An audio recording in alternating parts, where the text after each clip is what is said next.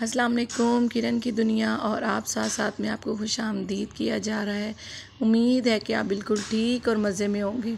जी, ये मैं अब्बू की तरफ आई भी थी। अब्बू को हुआ था डेंगू बुखार और इनके दोस्त वगैरह भी जो इनसे मिलने आ रहे थे। आप मेरे गले की आवाज़ भी देख सकते हैं कि गला कितना ख़राब है, आवाज़ ही नहीं निकल रही। तो फिर मैं अब्बू के पास आज मैंने छुट्टी की, तो मैंने कहा चलो अब्बू की खिदमत की जाए। और ये गली से सब्ज़ी लेने का काम भी मैंने ही सर अंजाम दिया। छत के टेरेस पे खड़े होकर सब्ज़ी ली। और आपको पता है जब शहर में ऐसे होता है नीचे जाने का दिल नहीं करता, एक टोकरी रखी हुई होती है, उससे सब्ज़ी वगैरह ले ली जाती है, आसानी से पकड़ लेते हैं सब्ज़ी। तो ये देखिए जी फ्रेश सब्ज़ियाँ। अब्बू गए थे आलू मटर गाजरें बनानी है, दिल कर रहा उनका खाने का। तो फिर मैंने कहा चलो ले लेते हैं। फिर मैंने मटर लिए, गाजरें ली, आलू लिए। बड़े रेट इधर भी बड़े हाई हैं। मैं समझी हमारे रावी रोड में ही रेट ज़्यादा हाई हैं, लेकिन हर जगह पे महंगाई जो है ना वो आसमानों पे लगी हुई है। और हर सब्ज़ी जो है ना वो बहुत महंगी है। 80 रुपये पाव जो थे वो मटर थे। खैर वो हमने ले लिए। तो शुक्र अल्लाह का अब्बू की अब तबीयत बेहतर है, उनके सेल्स कम ज़्यादा हो रहे थे। तो फिर मैंने कहा एक छुट्टी 2 छुट्टियाँ करके तो इनको, क्योंकि 2-2 घंटे बाद जूस वगैरह देना होता था, तो ये बड़ा मसला था। तो क्योंकि ज़्यादा तो खाना खाया नहीं जाता बुखार की हालत में। तो डेंगू में तो आपको पता है जूसेस बहुत ज़्यादा अहम होते हैं, सेब का, अनार का। तो ये साथ साथ थोड़ी थोड़ी देर बाद अगर 2-2 घूंट भी मरीज़ लगा ले तो उसके जो सेल है ना वो बहुत अच्छा होना शुरू हो जाते हैं। लो जी, टोकरी के ज़रिए ही मैंने पैसे दिए और टोकरी के ही ज़रिए मैंने इटका के जो है वो सब्ज़ी पकड़ ली। अंदरून शहर में तो आपको पता है कितनी ऊंची ऊंची मंजिलें होती हैं, तो वहाँ पर भी लोग इसी तरह का तरीका अपनाते हैं, नीचे नहीं आना पड़ता। मेरी आवाज़ देख रहे हैं, बैठी जा रही है। मुझे बहुत मुश्किल हो रही है वॉइस का इसको देने में। फिर मैंने अब्बू के लिए मटन की यखनी बनाई, क्योंकि वो भी बहुत ज़रूरी है। जूस पी पी के आपका मुंह जो है वो मीठा हो जाता है दलिया खाने की वजह से। तो ये 4-5 बोटियाँ थी मटन की, इसको मैंने लिया। और फिर इसके बाद इसमें लाइट सा थोड़ा सा नमक, थोड़ा सा गरम मसाला, क्योंकि नमक मिर्च भी इसमें बहुत ना ज़्यादा नहीं देनी होती डेंगू वालों को, तो ये बहुत लाइट से नमक मिर्च। और फिर उसके बाद मैंने इसके अंदर लहसुन के 4-5 जवे थे वो इसके अंदर डाल दिए। और फिर मैंने इसको हल्की आग पे छोड़ दिया। फिर ये पकती रही। और जब बहुत अच्छे से गोश्त जो है वो बिल्कुल गल गया और यखनी उसकी निकल आई, तो फिर ये जो था मैंने अब्बू को दी। और साथ ही फिर मैंने खिचड़ी भी बना ली। मैंने कहा जब मैं वेली हूँ ना, बच्चे भी स्कूल गए हुए हैं और कोई काम भी करने का नहीं था, तो फिर मैंने कहा ये सारे काम अब्बू के ना एक साथ ही कर देती हूँ। तो ये गोश्त क्योंकि फ्रीज़ हुआ था इसलिए इसको टाइम लगा। मैंने कहा चले अब इसको ढक देते हैं। तो ढक के मैंने फिर इसको पकने छोड़ दिया। उसके बाद रात को भाई की बर्थडे भी थी, तो हमने कहा चलो साथ साथ ये भी हो जाए। वैसे भाई सेलिब्रेट नहीं करता होता, लेकिन उनकी वाइफ ने कहा इस दफ़ा मेरी पहली शादी के बाद मेरे हस्बैंड की पहली बर्थडे है, तो मैं इसको ज़रूर सेलिब्रेट करूँगी। तो ये बन रहा है जी यखनी पुलाव। यखनी क्योंकि बिरयानी बहुत ज़्यादा मिर्च मसाले वाली हो जाती है ना, पुलाव ज़रा लाइट वेट होता है, बच्चे भी शौक़ से खा लेते हैं। तो ये यखनी जो है ना इसका सारा स्टॉक जो है वो रख लिया है अलहदा से। और ये गोश्त जो है बिल्कुल बॉयल हो गया, चावल भी भीगे हुए 1-2 घंटे हो चुके हैं। तो अब जो है ना ये पुलाव मैं और छोटी सिस्टर जो थे वो बना रहे थे।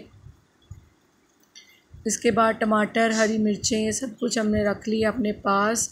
हमने सबसे पहले प्याज को फ्राई किया, अच्छे से फ्राई करने दिया। प्याज को थोड़ा सा टाइम लगता है। उसके बाद इसमें चिकन डाला, चिकन को फ्राई किया। फिर टमाटर, अदरक, लहसुन वगैरह सब कुछ डाल के हमने इसको अच्छे से फ्राई कर लिया। उसके बाद जो बाकी बची हुई यखनी थी ना वो हमने इसमें डाल देनी थी। बस आजकल जो है ना बुखार बहुत ज़्यादा वायरल हो रहा है, तो सब जो है ना वो एहतियात करें। बच्चे ख़ास तौर पर फुल स्लीव्स नहीं पहन रहे, उनको गर्मी बहुत लग रही है। मेरे ख़ुद के बच्चे जो हैं वो ज़िद करते हैं मम्मा हमने नहीं पहननी, तो वो भी बहुत ज़रूरी है उनको समझाना, क्योंकि डेंगू जो है ये बुखार जो है ना ये इंसान को निचोड़ के रख देता है। तो खैर एहतियात इलाज से बेहतर है, क्योंकि इसमें वाइट सेल रेड सेल कम हो जाते हैं, जो बड़ा मुश्किल उसको मेंटेन करना होता है। तो ये जी गोश्त अच्छे से हम भून रहे थे। उसके बाद इसमें यखनी आस्ता आस्ता शामिल करनी थी। यखनी को शामिल किया और फिर उसके बाद चावलों को डाल दिया और चावलों को फिर हमने दम दे दिया। तो बड़ा अच्छा लाइट सा पुलाव, हल्का फुल्का सा पुलाव बन जाता है और बच्चे शौक़ से खा लेते हैं। बिरयानी में ज़रा नमक मिर्च तेज़ ना हो तो बिरयानी मज़े की नहीं लगती। तो खैर ये तो काम चलते ही रहता है।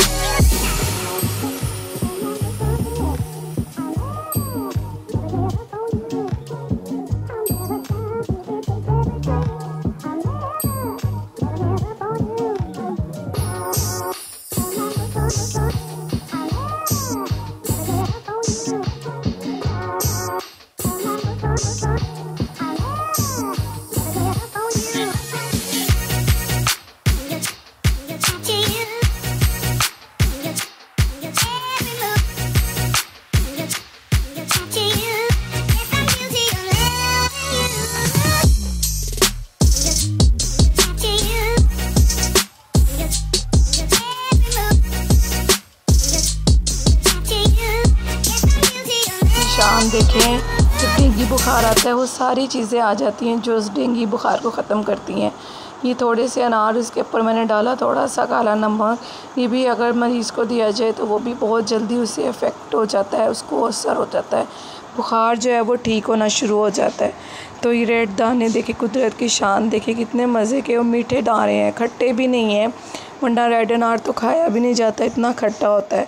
तो ये रेड अनार अब्बू को मैंने फिर दिए। उसके बाद ये सेब आजकल बहुत ज़्यादा आए हुए हैं, ये जूस बनाने के लिए होते हैं, इसको बोलते हैं सफ़ेद सेब। इसका जूसी सेब होते हैं ना बहुत ज़्यादा ये।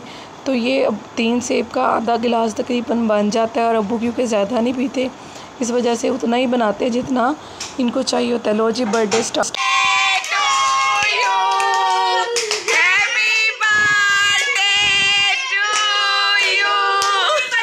और जी हम सब ने मिल के कमरा जो है वो डेकोरेट किया जितना हमसे हो सका। तो ये कमरा आप देख रहे हैं बलून्स के साथ, वैसे कमरा जो है ना वो सज जाता है। तो ये हमने सेटिंग की है, भाभी ने भी मिलके, हम सब ने मिलके की है, और बच्चे जो हैं बड़े पुरजोश हुए हैं।